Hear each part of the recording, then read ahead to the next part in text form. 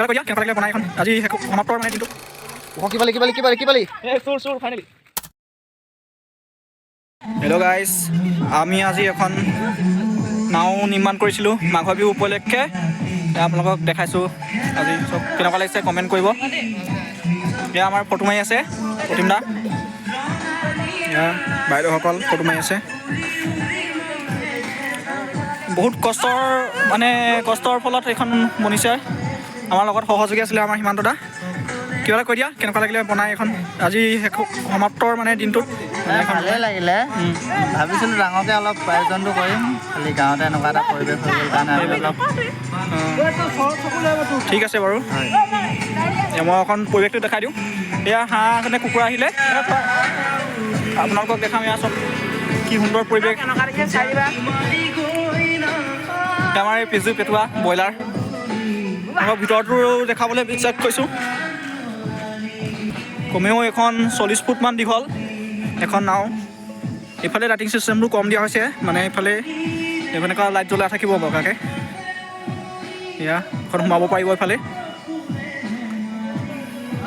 আৰু এইফালে খানা বনোৱা হ'ব বৰ্তমান কেৰাহী চেৰাহী আনি থোৱা আছে আৰু দেখাবলৈ পাই আমি আজি সুখী অনুভৱ কৰিছোঁ ইমান কষ্টৰ ফলত ইমান অপেক্ষাৰ অন্তত আমাৰ ইয়াত এখন নাও বনিলে এয়া চাওক নাও চলাই থকা আঁতৰ পৰা দেখিব আপোনালোকে মূৰত এটা পাগুৰি মাৰি দিয়া হৈছে ওপৰত জাপি এটা দি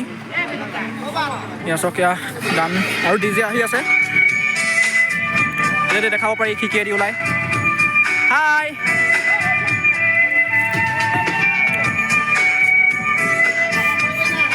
এয়া আপোনালোকক দেখাইছোঁ এইপিনে চাওক পিজু এইটো লাইটিং চিষ্টেম আৰু অকণমান লাইটিং চিষ্টেম শ্ব' কৰিবলৈ আছে ধুনীয়া লাগিব দাদুকা ইমান কষ্টৰ ফলত মানে কষ্টৰ অন্তত মানে শেষত আমাৰ নাওখনে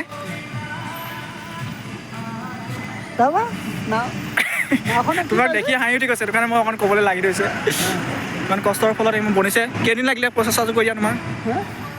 আপুনি দেখোন হেল্প কৰি দিছিলে হয় বাৰু মই কৈছিলোঁ গছৰ ডাল দলি একদম শেষ কৰি লৈ ফালে গছ এজোপা আছে ৰাতিলৈ আৰু পৰিৱেশটো দেখাম বিদুকা মেছেজত ব্যস্ত ষ্টেটাছ দি আছে এই পিছত হাতখন উলিয়াই দে ফালে বিন্দাছকে এইয়া 2000 years later